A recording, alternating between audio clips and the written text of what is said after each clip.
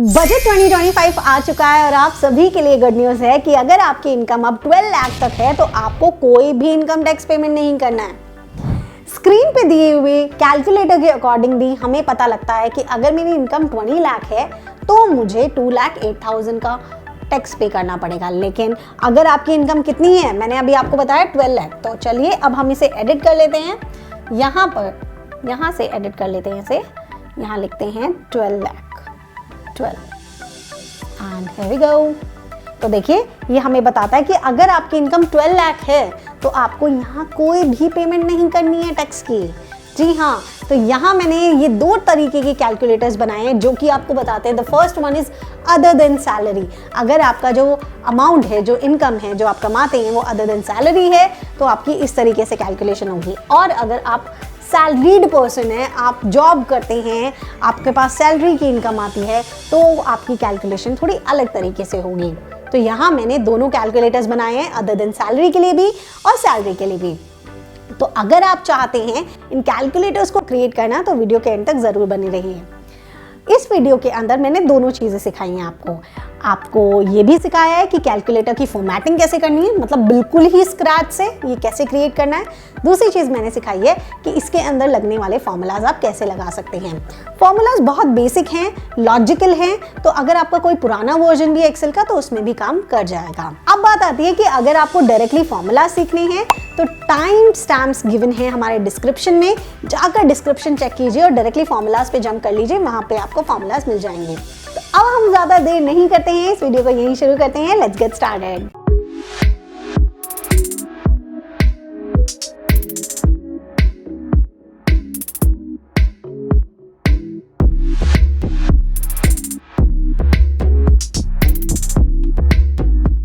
देखिए, किसी भी तरीके का कैलकुलेटर बनाने के लिए सबसे पहले हमें पता होनी चाहिए उसके बारे में कैलकुलेशन, और उस टॉपिक के बारे में थोड़ा सा पता होना चाहिए।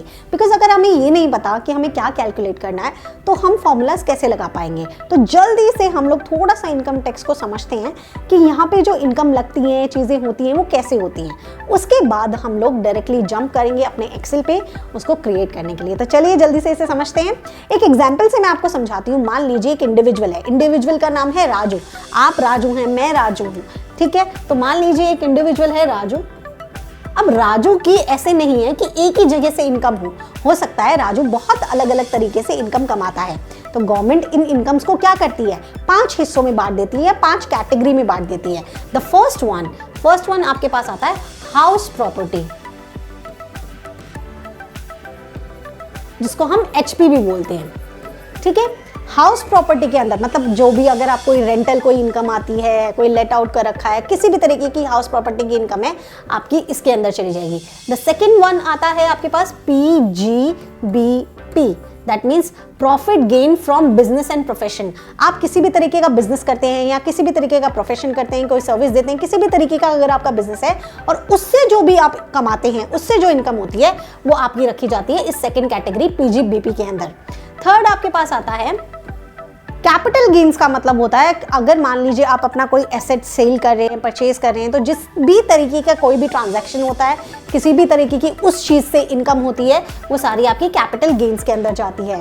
फोर्थ आपके पास आता है सैलरी, कि अगर मान लीजिए आपका कोई बिजनेस प्रोफेशन नहीं है, कुछ भी नहीं है, अगर आप इन तीनों में फॉल नहीं कर रहे हो, आप जॉब करते हो, आपकी सैलरी आती है, तो आपके लिए एक अलग से कैटेगरी है which is salary. And the fourth one जो इन सभी में फॉल नहीं कर रहा, मतलब कोई ऐसी इनकम जो इनमें फॉल नहीं करती है, हाउस प्रॉपर्टी की भी नहीं है, वो कैपिटल गेन भी नहीं है, वो सैलरी भी नहीं है, तो वो सारी चीज़ किस में जाती है, अदर इनकम्स में। अदर इनकम्स में अब अदर्स का मतलब क्या है, मान लीजिए आपने कोई इंटरेस्ट कमाया, कोई कमीशन कमाया, कोई आपने कोई बेटिंग की थी, कोई कहीं पे कोई रेस जीती थी, कोई प्राइज जीता था, इस तरीके की जितनी भी चीज़ें होती हैं वो सारी आपकी अदर्स में जाती है। तो अभी आपको समझ आया कि हमारी जितनी भी इनकम होती है वो 5 कैटेगरीज में बांट दी जाती है। हर एक पर्सन को इन कैटेगरीज के अंदर अपनी अपनी इनकम को फिल करना पड़ता है। जैसे ही कोई पर्सन अपनी इनकम को इन कैटेगरीज में फिल कर देता है, उसके बाद वो लास्ट में यहाँ पे उन सभी इनकम्स का टोटल करता है।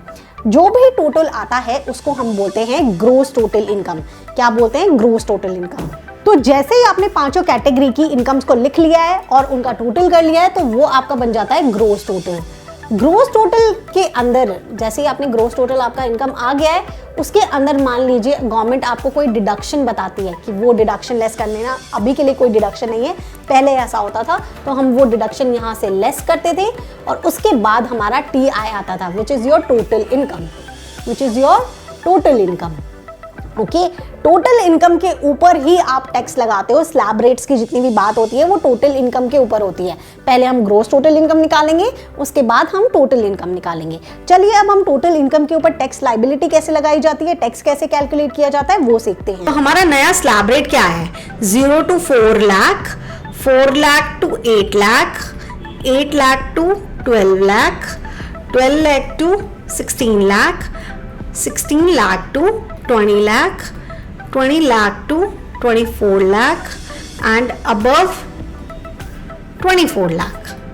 तो आपके ये स्लैब रेट्स हैं और आपका जो टैक्स लग रहा है वो कैसे लग रहा है? 0%, 5%, 5 का गैप है, 10%, 15%, 20%, 25% एंड 30%। तो देखिए अब बेसिकली इनका गैप कितना है? 4 लाख का है, 4 लाख का गैप से सभी में, ठीक है, ये बात आप सभी को पता लग गई है। अब एक तरफ तो ये कहा जाता है कि 12 लाख तक तो कोई भी टैक्स नहीं लगेगा और एक तरफ हमें ये दे दिया जाता है कि 0 to 4 लाख अगर आपका इनकम है तो आप 0% देंगे, 4 लाख to 8 लाख इनकम है तो आप 5% देंगे। तो 12 लाख तक तो कुछ नहीं देना था, तो ये 5%, 10% क्या है? चलें इसे समझते हैं। हमें लगता है कि ये जो स्लैब रेट्स हैं और जो हमारा टैक्स है ये कंफ्यूजन हो रहा है, मतलब हमें टैक्स देना है नहीं देना है, 12 लाख तक का क्या सीन है, मतलब कैसे कैलकुलेट किया जाता है, तो वो समझते हैं। तो जर्नली टैक्स तो कैलकुलेट किया जाता है स्लैब के साथ। अब जैसे देखा जाए 0 to 4 लाख में 0% है तो ये 0 ही रहने वाला है। 4 to लाख में कितना अमाउंट आता है? 4 लाख का। 4 लाख से 8 लाख तक में कितनी अमाउंट आती है? 4 लाख की। 4 लाख पे 5% कितना होता है? आपका 20,000 होता है। उसके बाद आप देखो 10%। नेक्स्ट 4 लाख है, 8 लाख से 12 लाख कितना अमाउंट होता है? फिर से 4 लाख होता है। 4 लाख का 10% कितना होता है? 40,000 होता है।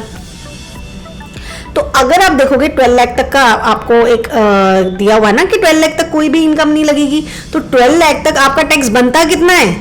60,000 टैक्स बन गया ना आपका, है ना। तो बेसिकली होता ये है कि अगर आपका 12 लाख तक का इनकम है तो गवर्नमेंट 87A के अंडर, 87A आपका एक सेक्शन है जो कि रिबेट का सेक्शन है, वो आपको एक रिबेट देती है, एक छूट देती है कि अगर आपका इनकम 12 लाख तक है तो 12 लाख तक कितना टैक्स बनता है? 60,000। तो आपको रिबेट कितने की मिली? मैक्सिमम, कहती है मैक्सिमम 60,000 तक की मैं आपको रिबेट दे सकती हूँ। तो अब होता क्या है कि आप टैक्स, मान लीजिए आपका इनकम 12 लाख था तो आपने यहाँ तक कैलकुलेट कर लिया। कैलकुलेट करने के बाद आपने यहाँ टोटल लिखा कि मेरा जो टोटल है वो 60,000 बनता है टैक्स का। फिर आपका यहाँ पे क्या लगा दिया जाएगा? 87A वाला रिबेट लगा दिया जाएगा और ये 60,000 इसमें से डिडक्ट कर दिए जाएंगे क्योंकि गवर्नमेंट ने कहा है इतना टैक्स बनता है तो कोई बात नहीं, अगर 12 लाख इनकम है। और फिर ये नील आ जाता है। तो ऐसे नील आता है, ऐसे हम बोलते हैं कि 12 लाख तक कोई भी टैक्स नहीं है, जबकि स्लैब रेट्स में तो टैक्स होता है, राइट। तो ये लॉजिक समझा। अब मान लीजिए आपकी इनकम होती 16 लाख, 16 लाख आपकी इनकम होती, तब आप क्या करते? चलो जी एक बार इसको भी देख लेते हैं हम, यहाँ पे देख लेंगे इसे। अगर इनकम आपकी 16 लाख होती तो देखो यहाँ पे तो 0 ही लगता, बिकॉज 0%, 5% ऑब्वियसली 20,000, ठीक है। उसके बाद आपका 40,000 भी लगता, 40,000। लेकिन अब आपके 4 लाख और इनकम बढ़ गई है, 4 लाख पे 15% और है, तो 15% ऑन योर 4 लाख कितना होता है? 15 into 4 60, तो आपका 60,000 और आ गया। तो आप कहोगे कि 12 लाख तक तो कोई इनकम नहीं लगती, तो क्या मैं ये 60,000 अब डिडक्ट कर सकती हूँ? The answer is no. वो कहते हैं 12 लाख तक है तो रिबेट लगेगी, वरना कुछ रिबेट नहीं लगेगी। 12 लाख 1 रुपी ही हो गया ना, तो भी रिबेट नहीं मिलेगी। तो इसीलिए यहाँ पर अब आपका टैक्स कितना बना? 60 120 बन गया। उसके बाद आप 4% सेस लगाते हैं, तो इसका 4% कितना होगा? आई गेस 4800 होगा। तो आपका ये 12,4800 ये अमाउंट आ जाएगा। तो ये आपका टैक्स बन जाएगा। तो आपको समझा, आपको ये सारी तरीके से आपकी कैलकुलेशन करनी होती है। अब चले, इसे थोड़ा सा हमने वक्त ज़रूर लगाया है, लेकिन ये वक्त ऐसे यूज़फुल है, आपको बहुत काम आएगा टैक्स कैलकुलेटर बनाने में। टैक्स कैलकुलेटर आप देख पा रहे हैं हम लोगों ने इस तरीके से बनाया है। तो जैसे ही ये हमारे पास दो कैलकुलेटर्स आते हैं, बिकॉज हमारे पास दो तरीके की चीज़ें हैं। एक गवर्नमेंट ने जो सैलरीड पर्सन है उसके लिए अलग से बनाया है, और जो हमारे अदर देन सैलरी है, अदर देन सैलरी जैसे कि मैंने आपको बताया था हमारे पास 5 कैटेगरी है, HP है, PGBP है, कैपिटल गेन है, सैलरी है। तो इन स्टार्टिंग के और अदर इनकम है। तो सैलरी को छोड़कर बाकी लोगों के लिए एक तरीके का लिमिट है और सैलरी के लिए अलग लिमिट है। तो उसको कैसे दिखाते हैं, एक बार के लिए मैं वर्किंग दिखा देती हूँ कि आपका नॉर्मल मान लो 25 लाख का इनकम है, 20 लाख का इनकम करते हैं हम, 4 5 6 ओके। तो देखो इसने क्या किया, 4 लाख पे कितना अमाउंट 20,000, फिर 4 लाख पे कितना अमाउंट 40,000, फिर 4 लाख पे 15% 60,000, फिर 4 लाख पे 20% 80,000। यहाँ तक उसके 20 लाख खत्म हो गए, ये अमाउंट आ गया। लेकिन क्या 20 लाख पे रिबेट लगती है? नहीं लगती है। तो इसका मतलब टैक्स तो उसको भरना पड़ेगा। 2 लाख इसका टोटल आया था, 2 लाख के अंदर 4% इसने ऐड करवाया, 8,000 आपका सेस लगा और आपका अमाउंट 2,08,000 आ गया है। ठीक है, अब यहीं पे ही आपका अमाउंट होता है 11 लाख। तो देखो 4 लाख इनिशियल 4 लाख गया, उसके बाद फिर 4 लाख पे 5%, फिर 3 लाख पे 30,000 एंड इस तरीके से लगता है। एक लास्ट चीज़ मैं आपको बता देती हूँ इसको कैलकुलेट करने का, बस एक छोटा सा तरीका मैं आपको बताती हूँ कि जब भी आप, जैसे हम अमाउंट ले रहे हैं 15 लाख, तो 15 लाख में से पहले 4 लाख निकालो जिसपे 0% निकलेगा। अब बचा कितना, 15 माइनस 4 बच गया 11 लाख। अब 11 लाख में से 4 निकालो तो उस पर 5% लगेगा। ठीक है, अब 11 माइनस 4 विच इज 7 लाख, तो 7 लाख बच गया। अब 7 लाख में से 4 लाख निकालो तो उस पर 10% लगेगा, उस पर 10% लगेगा। ओके, 7 लाख में से 4 लाख निकालो 3 लाख, तो 3 लाख में से 3 लाख का, अब 4 लाख तो मैक्सिमम 4 लाख का है, अब बचा ही 3 लाख है तो इस पे 15% लगा लो। अब इस पे टैक्स लगाओ 0% पे 0, 4 लाख का 5% 20,000, 4 लाख का 10% 40,000 एंड 3 लाख का 15% which is your 45,000 I guess. And फिर आप इसका टोटल कर लो, आपका टैक्स आ जाएगा। 15 लाख है तो आप बाद में लास्ट में सेस लगा देना। तो इस तरीके से हम कैलकुलेट करते हैं। चलें अब ज़्यादा देर नहीं करेंगे, इनकम टैक्स कैलकुलेटर बनाएंगे।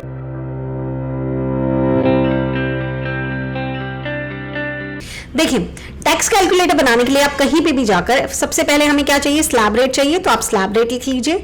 उसके बाद आपको क्या चाहिए, टैक्स चाहिए, टैक्स परसेंटेज चाहिए, तो आप टैक्स का परसेंटेज लिख लीजिए। उसके बाद आपको क्या चाहिए, टैक्सेबल अमाउंट, जिससे आप मल्टीप्लाई करोगे, तो टैक्सेबल अमाउंट लिख लीजिए। उसके बाद आपको क्या चाहिए, जो टैक्स आ जाए तो टैक्स चाहिए, तो हम इसको यहाँ से करेंगे, कंट्रोल शिफ्ट साइड एरो से लिया और उसके बाद Alt O C A press करेंगे सो दैट ये इसकी विड्थ एडजस्ट हो जाए। अब बेसिकली हम जो टैक्स लगाते हैं वो किस पे लगाते हैं, मैंने अभी आपको समझाया था कि हम जो टैक्स लगाते हैं वो टोटल इनकम पे लगाते हैं। तो यहाँ पर हम लोग लिखेंगे कि हमारे पास पहले टोटल इनकम भी तो होनी चाहिए, तभी तो हम टैक्स लगा पाएंगे। तो टोटल इनकम और हमारी इनकम आनी चाहिए यहाँ पे। तो अब देखो ये 4 हमारे पास कॉलम्स बन गए हैं ना, तो मैं इसे 2 में डिवाइड कर लेती हूँ। 2 में अमाउंट लिख लूंगी, तो मैंने इसे सेलेक्ट किया, Alt HMC प्रेस किया तो ये मर्ज एंड सेंटर हो गया। इसे भी लिया, Alt HMC प्रेस किया तो यहाँ पे हमारी अमाउंट आ जाएगी जो भी हम यहाँ फिल करेंगे। Okay done. अब हमें क्या करना है, सबसे पहले हमें हमारी स्लैब रेट्स लिख लेनी है बिकॉज वो ज़्यादा इंपॉर्टेंट है। तो जल्दी से जाके 0 to 4 लाख हम ये लिख सकते हैं। उसके बाद 4 लाख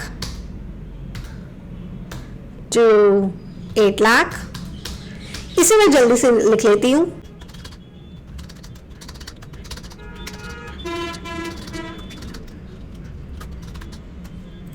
तो हमने अपनी स्लैब रेट्स लिख ली हैं, इनका कैलकुलेशन से कोई लेना देना नहीं है, तो इसलिए आप इसे आराम से जैसे भी लिखना चाहे लिख सकते हो, लैक्स में लिखना चाहे लिख सकते हैं। यहाँ पे हमें परसेंटेज लिखनी है, तो हम लोग क्या करेंगे, इतना सिलेक्शन करेंगे, होम टैब में, होम टैब के अंदर नंबर फॉर्मेट के अंदर यहाँ परसेंटेज का ऑप्शन होता है, ऐसे क्लिक कर देंगे ताकि ये सारी परसेंटेज में आ जाए। अब मैं जब भी 0 लिखूंगी, 5 लिखूंगी तो अपने आप परसेंटेज लग जाएगा, 10, 15, 20, 25 एंड 30। ठीक है, ये हमारी अमाउंट आ गई। टैक्सेबल अमाउंट हमें निकालना है और टैक्स निकालना है, लेकिन उससे पहले हम नीचे की थोड़ी सी फॉर्मेटिंग कर देंगे। जैसा कि मैंने आपको बताया था कि जो भी हम टैक्स निकालते हैं सबसे पहले क्या आता है, ग्रॉस आता है। तो हमारा ये जो आएगा वो आएगा ग्रॉस टैक्स लाइबिलिटी की इनिशियल लाइबिलिटी आ गया ना।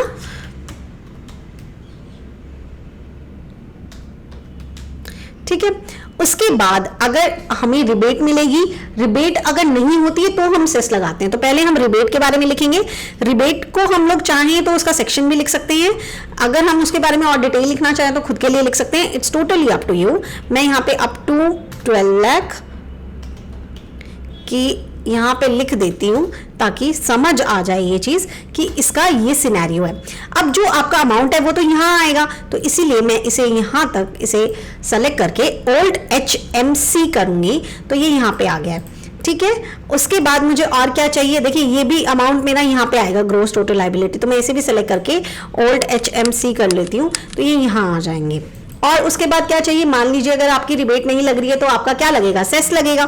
तो आप यहाँ लिख सकते हो सेस, और सेस के लिए एक परसेंटेज चाहिए हमें, तो हम यहाँ परसेंटेज के नीचे यहाँ लिखना चाहेंगे, और इसका भी हम फॉर्मेट परसेंटेज में कर देंगे ताकि बाद में दिक्कत ना आए। तो ये 4 लिख दिया, ओके। और हमें कुछ भी नहीं करना है, एंड यहाँ पे हमें टोटल टैक्स लायबिलिटी लिख लेना है, क्योंकि इतने में ही करने में आ जाएगा हमारा। तो टोटल टैक्स लायबिलिटी हमने ये किया, ओके। टोटल टैक्स लायबिलिटी भी हम यहाँ तक कर लेते हैं, ओल्ड HMC, ओके।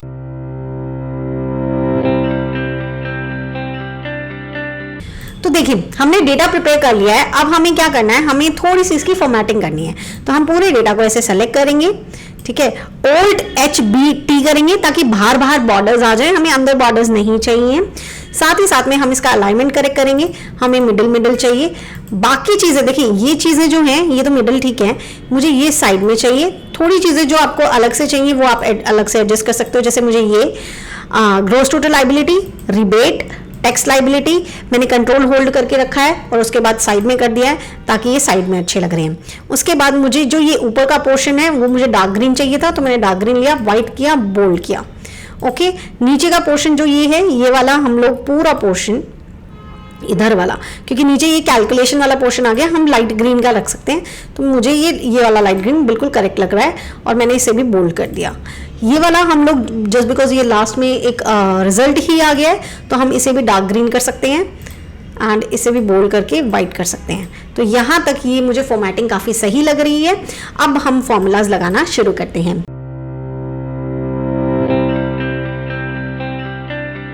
फॉर्मेटिंग हमारी डन हो गई है, अब हम बढ़ते हैं हमारे फॉर्मूलाज की तरफ। तो फॉर्मूलाज के लिए सिंपल सा फंडा समझेंगे कि हमें यहाँ टैक्सेबल अमाउंट चाहिए क्या। तो यहाँ पहले मैं एक अमाउंट लिख लेती हूँ, जैसे कि फॉर एग्जांपल मैंने 5 लाख लिखा, ठीक है।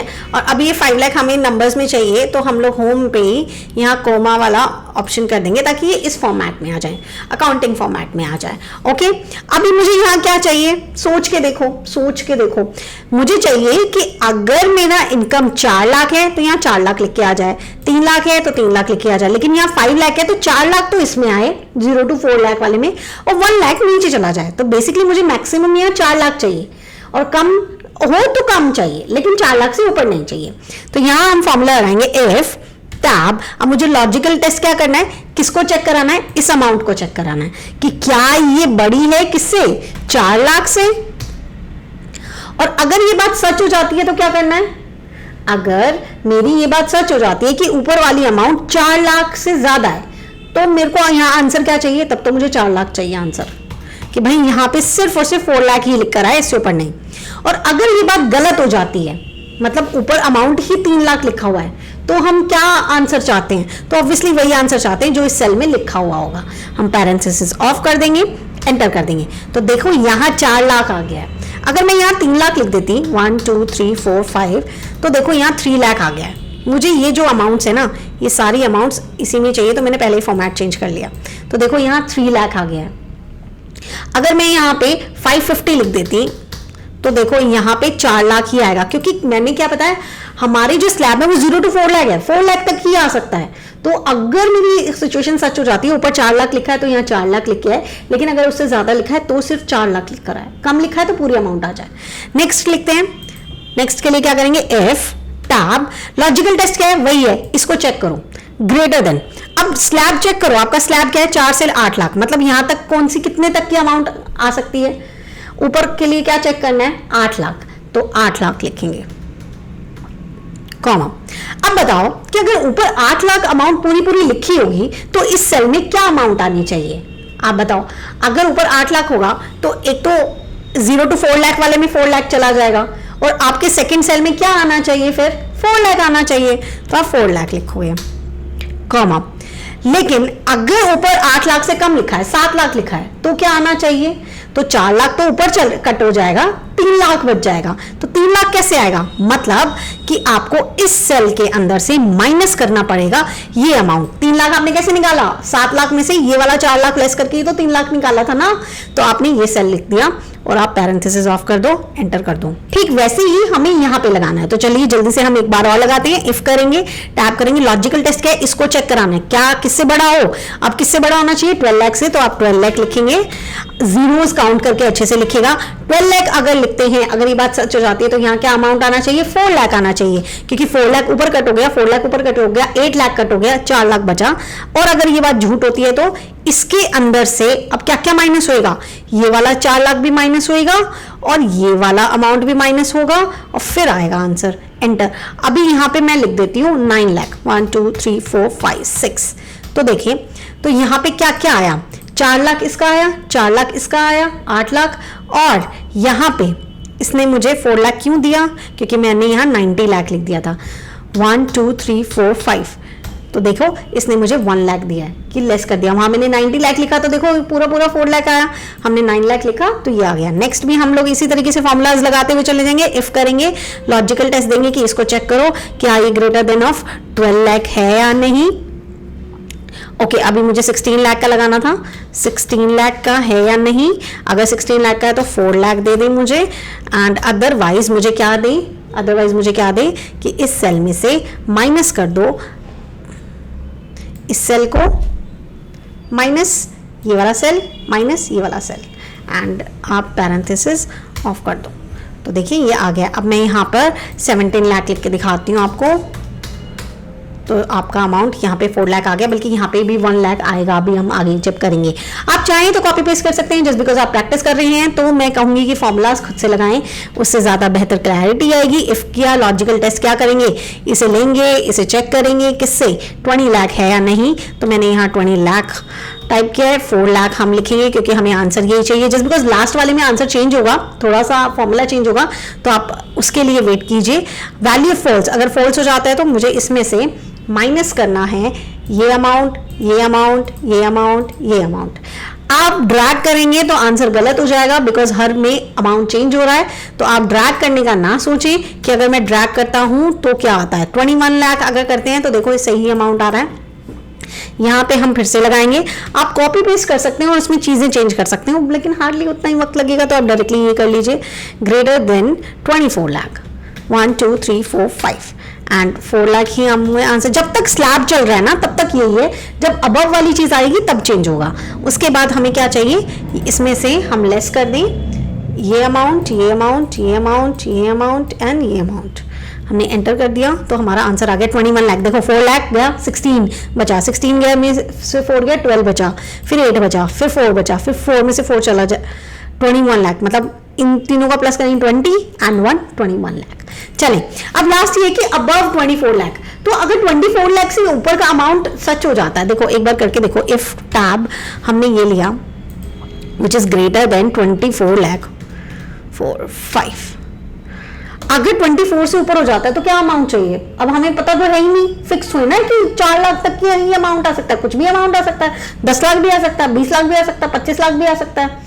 तो ऐसे में हम क्या करेंगे, बस इस अमाउंट में से लेस कर दें 24 लाख, कि भाई इससे ऊपर 24 लाख से एक्स्ट्रा जो होगा वही तो आएगा ना अमाउंट, बस ये चीज इसको बता दें।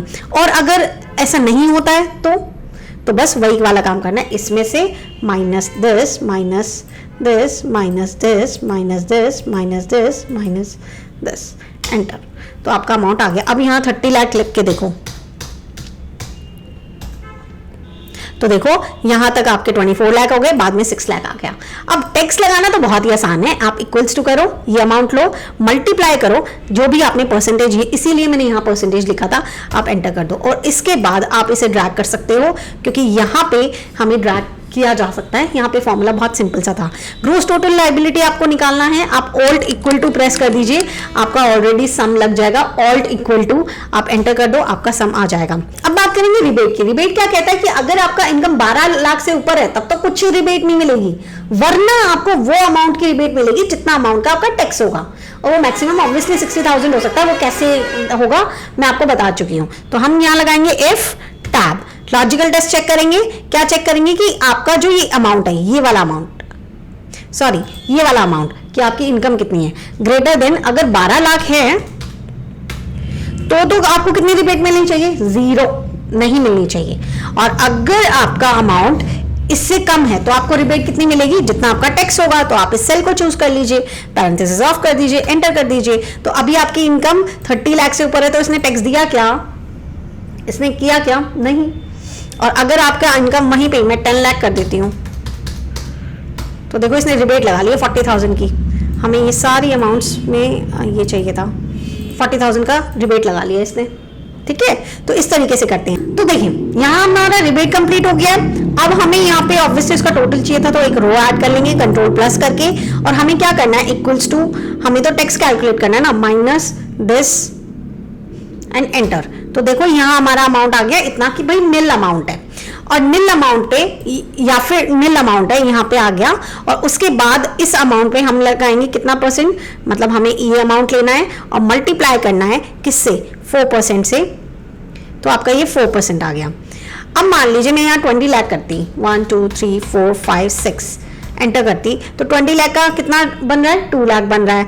आपका यहाँ पे कोई रिबेट मिलेगी नहीं, आपका अमाउंट टोटल होगी यहाँ पे आ जाएगा, 8,000 आपका 4% हो गया। तो बेसिकली टोटल टैक्स लाइबिलिटी आप इन दोनों का ऐड कह सकते हो। तो आप यहाँ पे टोटल टैक्स लाइबिलिटी के लिए ऑल्ट इक्वल टू प्रेस कर सकते हैं, एंड इस अमाउंट को थोड़ा सा नीचे कर सकते हैं। आपने ये लिया, एंटर कर दिया। अब देखें, अब यहाँ 10 लाख करके देखें, 3 4 5 6, तो यहाँ पे हम लोगों का कोई भी टैक्स नहीं लगेगा। क्यों, क्योंकि हमें रिबेट मिल चुकी है, अब हमें कोई टैक्स नहीं देना। वहीं पे अगर आपका जो टैक्स है वो 25 लाख है, तो आपको जो टैक्स देना है वो इतना टैक्स देना है। अब आपको ये तो समझ आ गया कैलकुलेटर कैसे बनेगा, लेकिन मैं आपको एक बात बता देती हूँ, ये जो कैलकुलेटर बनाया आपने किसके लिए बनाया है, other than salaried salary. Other than salary हो गया कि अदर देन सैलरी अगर आपकी कोई इनकम है तो आप यहाँ पे कैलकुलेट कर सकते हो। बट व्हाट इफ, क्या मेरा सैलरी है तो मैं कैसे करूंगी,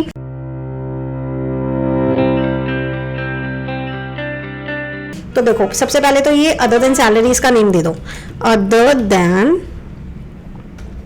सैलरी, ओके। उसके बाद आप होम टैब में फॉर्मेट के अंदर जाओ और यहाँ पे मूव और कॉपी शीट में जाकर अदर देन सैलरी को लेकर क्रिएट अ कॉपी कर दो एंड ओके कर दो। तो अदर देन सैलरी 2 बन के आ गया। यहाँ पे इसको रिनेम कर लो सैलरी, ठीक है। तो देखो ये आपका सैलरी वाला भी यहाँ से बना सकते हैं। अभी अदर देन सैलरी हमें सैलरी वाला करना है, तो इसी के अंदर चेंजेस कर लेंगे ताकि हमें बार बार ना करना पड़े। अभी सैलरी क्या है कि यहाँ पे जो भी अमाउंट आए वो डिडक्शन की बात है, तो हम ऊपर लिख सकते हैं amount before deduction and amount after deduction. तो यहाँ पे हम लिख सकते हैं total income after deduction of max 75,000। ये मैं बस आपकी डिटेलिंग के लिए लिख रही हूँ, आप चाहें तो नहीं भी लिख सकते हैं। और टोटल इनकम ये हम यहाँ पे ऑल्ट HMC कर सकते हैं और यहाँ पे इसे ऑल्ट HMC कर सकते हैं और इन्हें भी कलर दे देते हैं ब्लैक कलर, और यहाँ लिखेंगे टोटल इनकम, ठीक है। हमें ये नहीं चाहिए टोटल इनकम, एंड इसका हम जो अलाइनमेंट है वो साइड का कर देते हैं और यहाँ पे हम अपना टोटल इनकम लिखेंगे। फॉर एग्जांपल मेरा टोटल इनकम है 25 लाख का, ठीक है, तो मैंने ये लिख दिया है। अब मुझे यहाँ, क्योंकि मैंने अगर यहाँ वाला कुछ भी अमाउंट यहाँ पे कुछ और कर दिया तो मेरे सारे फॉर्मूलाज हिल जाएंगे, मुझे बार बार नहीं करना ये काम। तो मैं यहाँ पे फॉर्मूला चेंज कर लेती हूँ कि दिस अमाउंट -75,000, एंटर। तो अब क्या होगा ना, जब भी आप अमाउंट यहाँ लिखोगे, जैसे 12,50,000 आपने अपनी सैलरी बताई, तो ये ऑटोमेटिकली उसे 1175 लेगा और यहाँ पे जो कैलकुलेशन होगी वो 1175 के अकॉर्डिंग होगी, क्योंकि आपने जितने भी फॉर्मूलाज अदर देन सैलरी में लगाए थे वो इस सेल के अकॉर्डिंग लगाए थे, तो यहाँ वो ऑटोमेटिकली लग गए और यहाँ पे आपका ऑटोमेटिक कैलकुलेशन हो गया है। तो ये था आपका इनकम टैक्स कैलकुलेटर। अब आप चाहें तो कोई भी सैलरी यहाँ पे देखो, आप कोई भी अमाउंट लिख के देखो, 10 लाख लिख के देखो तो आपका 1 लाख ही लिख दिया है मैंने गलती से, 15 लाख लिख के देखो तो आपका अमाउंट ऑटोमेटिकली आ जाएगा। सैलरी में जाकर आप 1275 लिख के देखो, 1275 तक का आपको रिबेट मिला है, तो देखो यहाँ पे आपको 60,000 पे रिबेट मिल जाएगा, जस्ट बिकॉज 75,000 के ऊपर ही डिडक्शन मिल जाती है। तो इस तरीके से आप कैलकुलेट कर सकते हो। तो अगर आप वीडियो पे यहाँ तक पहुंच गए तो मैं बिल्कुल कह सकती हूँ कि now you can create your on calculator which is your income tax calculator. अगर आप चाहते हैं ये कैलकुलेटर आपको यही वाला टेम्पलेट मिल जाए तो डिस्क्रिप्शन चेक जरूर कर लीजिएगा, वहाँ पे ये फाइल आपको जरूर मिल जाएगी, मतलब लिंक मिल जाएगा। और अगर आप चाहते हैं मेरे साथ जुड़ना, इसी तरीके से डिटेल में एक्सेल को सीखना, तो आप इंस्टॉल कर सकते हैं अकाउंट्स एक्सपर्ट की ऐप को प्ले स्टोर से, या विजिट कर सकते हैं हमारी वेबसाइट को विच इज़ accountsexpertapp.com, और डिस्क्रिप्शन में भी आपको मिल जाएगी, या हमें डायरेक्टली कॉन्टैक्ट कर सकते हैं, हमारा नंबर भी गिवन है, आप व्हाट्सएप भी कर सकते हैं। हम आपकी क्वेरीज सॉल्व करने के लिए हमेशा तैयार हैं, तो प्लीज़ आप कनेक्ट ज़रूर कीजिएगा। तो चलिए अब हम नेक्स्ट वीडियो में मिलते हैं, तब तक के लिए गुड बाय।